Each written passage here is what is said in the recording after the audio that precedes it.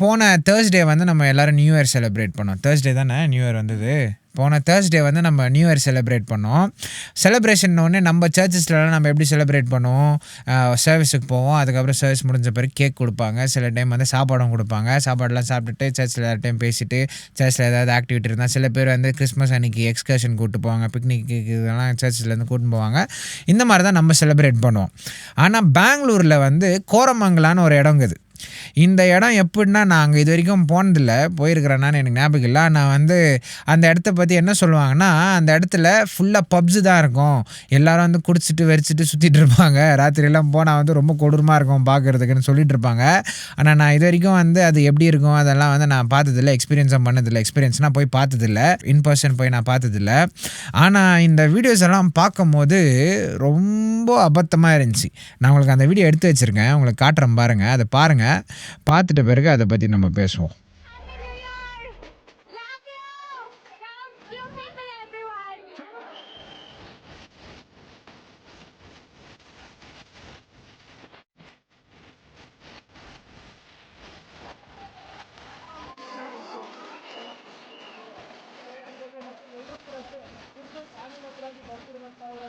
Now that was very disturbing to watch. If you are someone like me who speaks Tamil but doesn't read Tamil, but you always wanted to read the Bible in Tamil, then the Tanglish Bible is absolutely for you.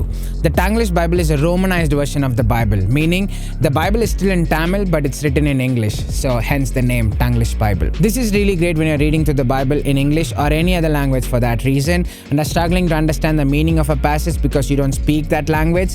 Now you don't have to worry about that if you have the Tanglish Bible. So if you want to grab one, check out the link in the description and use code PM10 at checkout for 10% off. That is PM10 for 10% off at checkout. Now back to the video.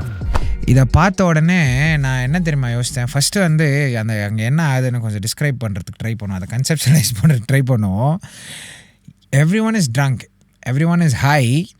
ஆனால் இந்த வீடியோவில் பார்க்கும்போது mostly வந்து வெறும் பொண்ணுங்களே தான் காமிச்சிட்டு இருந்தாங்க. அவங்க எப்படி குடிச்சிட்டு விழுந்துட்டு இருந்தாங்கன்னு பையனுங்களையும் காமிச்சாங்க, அவங்களும் குடிச்சிட்டு இருந்தாங்க, குடிச்சிட்டு இருக்கிறவங்க மாதிரி நடந்துட்டு சுற்றிட்டு இருந்தாங்க. ஆனால் மோஸ்ட்லி கேர்ள்ஸ் தான் காமிச்சாங்க. ஏன்னா அதை பார்க்கும்போது தான், அதை ஏன் அப்படி காட்டுறாங்கன்னா மீடியாலையும் அதோடைய சிவியாரிட்டி அப்போ தான் புரியும்ன்ட்டு காட்டுவாங்க. இல்லைனா இன்னொன்று வந்து கொஞ்சம் ப்ரொவாகேட்டிவாக இருக்கிறதுக்கு, பொண்ணுங்க இந்த மாதிரி பண்ணிட்டு இருக்காங்கன்னு ஸோ பொண்ணுங்க இப்படி பண்ணுறாங்களான்னு வந்து பார்ப்பாங்களே, அதனால் காட்டுவாங்க. எப்படி இருந்தாலும் it is so disturbing to watch. இதை பார்த்த உடனே எனக்கு எது ஞாபகம் வந்துச்சுன்னா, சோடம் கொமரா தான் ஞாபகம் வந்துச்சு. சோடம் கொமராவுடைய பாவம் வந்து ப்ரிடாமினன்ட் சின் வந்து ஹோமோசெக்சுவாலிட்டின்னு இருக்கும், ஹோமோசெக்சுவாலிட்டி, அதுக்கப்புறம் செக்ஷுவல் இமாராலிட்டின்னு இருக்கும் பைபிளில்.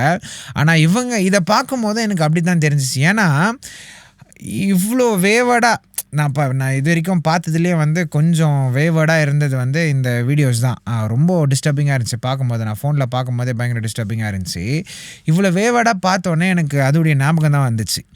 ஸோ யோசித்து பாருங்களேன், இந்த செலிப்ரேஷனுடைய கான்ட்ராஸ்ட்டை நம்ம எப்படி செலிப்ரேட் பண்ணுறோம், அவங்க செலிப்ரேஷன்னா என்னென்னு யோசிக்கிறாங்க. இதை அப்சர்வ் பண்ணும்போது ஒரு கீ டிஃப்ரென்ஸை நம்ம வந்து நோட்டீஸ் பண்ணலாம். என்னென்னா, செலிப்ரேஷன்னொன்னே நம்ம சந்தோஷமாக இருக்கணும்னு யோசிப்போம். இந்த சந்தோஷமாக இருக்கிறதுக்கு ஆண்டவருக்குள்ளே இருக்கிற நம்ம சர்ச்சில் நம்ம என்ன பண்ணுறோம், உலகத்தான் சந்தோஷம்னு எதை போய் யோசிக்கிறான் பாருங்கள். அவனுக்கு சந்தோஷம்னா அவனுடைய சென்சஸ் எல்லாம் நம்பாயி மறந்து, அவன் எங்கே இருக்கிறானே மறந்து, அவன் சரீரத்துக்கு என்ன ஆகுது, அவன் என்ன பண்ணிகிட்ருக்கான், யார் கூட இருக்கான், என்ன பண்ணுறான், யார் கூட என்ன பண்ணுறான்னு எதுவுமே தெரியாமல் ஒரு 2 ஹவர் 3 ஹவர் 4 ஹவர் போயிட்டு அவன் வந்து இருந்துட்டு காசு எல்லாம் செலவழிச்சிட்டு வெக்கப்பட்டு, அதெல்லாம் பார்த்தா எம்பாரசிங்காக இருக்குது. அதெல்லாம் எப்படி வந்து கெத்துன்னு அவங்க எல்லாம் சொல்லுவாங்க தெரில, எப்படி என்ஜாய்மெண்ட்டுன்னு பேசுவாங்க தெரில, எம்பாரசிங்காக இருக்குது. இதெல்லாம் பண்ணிட்டு வந்தால் தான் அவனுக்கு சந்தோஷம்.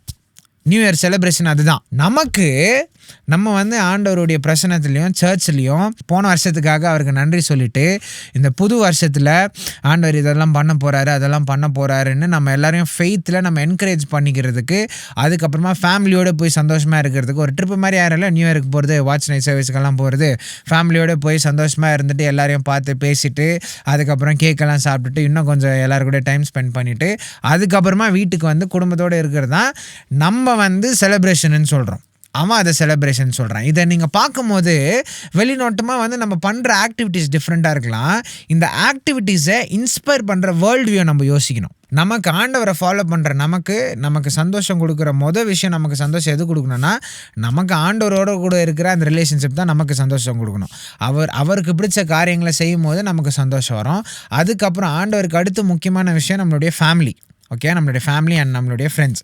ஸோ இதுக்கு நம்ம முக்கியத்துவம் கொடுக்கறதுனால இவங்களோட டைம் ஸ்பெண்ட் பண்ணுறதும் அவங்கள சந்தோஷமாக வைக்கிறது தான் நமக்கு சந்தோஷம் கொடுக்கும். ஸோ திஸ் இஸ் நம்மளுடைய லிஸ்ட்டு. அவனுடைய லிஸ்ட்டு, உலகத்தில் இருக்கிற லிஸ்ட்டு பார்த்தீங்கன்னா, உலகத்தானுடைய மைண்ட் செட்டில் இருக்கிற லிஸ்ட்டு பார்த்தீங்கன்னா எல்லாமே அவன்தான். எப்படி? எல்லாமே அவன்தான்.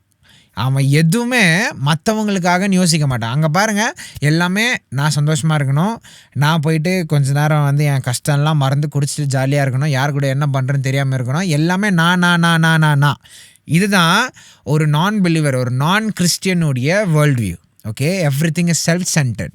ஆனால் நம்ம இங்கே சர்ச்சுக்குள்ளே வந்தோன்னா எவ்ரி திங் இஸ் அவுட்வர்ட். ஆண்டவர் கொடுக்குற எல்லா கமாண்ட்மெண்ட்ஸுமே ஒன்றுமே உனக்கு இருக்காது. பாரு, நீ ஓல்ட் டெஸ்ட்மெண்ட்டில் அந்த 10 கமாண்ட்மெண்ட்ஸ் எடுத்துப்பாரு, புது ஏற்பாட்டில் அந்த 2 கிரேட்டஸ்ட் கமாண்ட்மெண்ட்ஸ் எடுத்துப்பாரு. எதுவுமே உன்னை பற்றி இருக்காது, ஆண்டவர் பற்றி இருக்கும், மற்றவங்கள பற்றி இருக்கும். ஏன்னா இது ரெண்டை நம்ம பண்ணோனாலுமே நமக்கு சந்தோஷம் கிடைக்கும். இதில் கிடைக்கிற சந்தோஷம் தான் நமக்கு ஃபுல்ஃபில்மெண்ட் கொடுக்கும். ஆனால் உலகத்தானுக்கு அவனுடைய வேர்ல்டு வியூ எல்லாமே நான் எனக்கு எது சந்தோஷம் கொடுக்கும் அதை தான் பண்ணுவேன். ஹீடனிசம். ஓகே, இந்த ப்ளஷர் சீக்கிங் வந்து அதோடைய வேர்ல்டு வியூ பேர் வந்து ஹீடனிசம். ஹீடனிசம்னா எனக்கு எதெல்லாம் சந்தோஷம் கொடுக்குதோ அது சரியோ தப்போ அது மேட்ரு இல்லை. சரி தப்புன்னு முடிவு பண்ணுறதே எதுனா எனக்கு அது சந்தோஷம் கொடுக்குதா இல்லையான்னு வச்சு தான் நான் அது சரியாக தப்பான்னு முடிவு பண்ணுவேன். இப்படி யோசிக்கிறது தான் ஹீடனிசம்.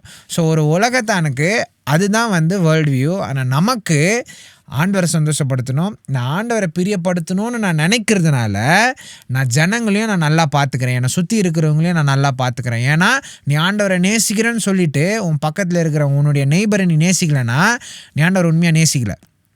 ஏன்னா ஆண்டவரை நேசித்தோன்னா ஆட்டோமேட்டிக்காக it will cause you to love your neighbour.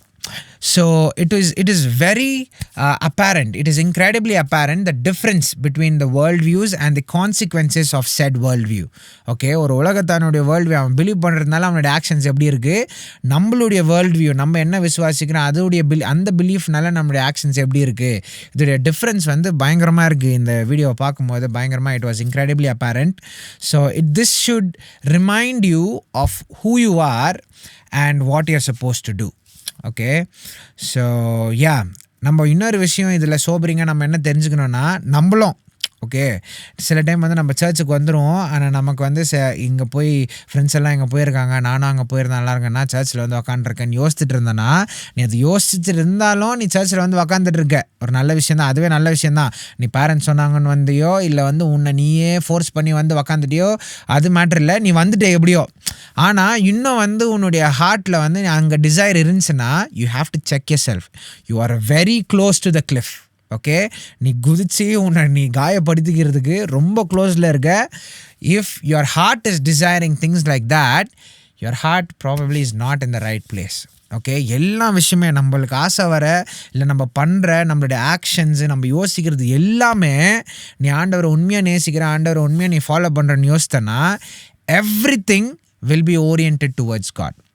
எதை யோசித்தாலும் இது ஆண்டவருக்கு பிடிக்குமா, இது ஆண்டவர் அப்ரூவ் பண்ணுவாரா, இது ஆண்டவர் அப்ராப்ரியேட்டாக இருக்கும்னு யோசிப்பாரான்னு யோசித்து தான் நீ எல்லா விஷயத்தையும் பண்ணுவேன். That is what being a Christian means. That is what you mean when you say Jesus is your Lord and Savior and you follow him. That is what you mean when you say you are a disciple of Jesus. So it was watching that video, watching multiple videos like that was very disturbing to me. And please don't do this. And if your friends are into stuff like this, try to talk them out of it. Be gentle. போய் வந்து அவங்கள school teacher மாதிரியெல்லாம் சொன்னிங்கன்னா வந்து அவங்க கேட்க மாட்டாங்க. So அவங்கள எப்படி ஹோலி ஸ்பிரிட்டுக்கிட்ட கேளுங்க, ஜெபம் பண்ணுங்கள், அந்த விஷயங்களை அவங்களுக்கு எப்படி ஞானமாக அவங்க கேட்குற மாதிரி எப்படி சொல்லிக் கொடுக்குறது, அவங்களுக்கு எப்படி அவங்களுடைய ஹார்ட்டை சேஞ்ச் பண்ணுறதுன்னு ஜெபம் பண்ணிவிட்டு, if your friends are living a life like that, talk to them, please. That is not how happiness looks like. That looks like craziness, madness, if you ask me.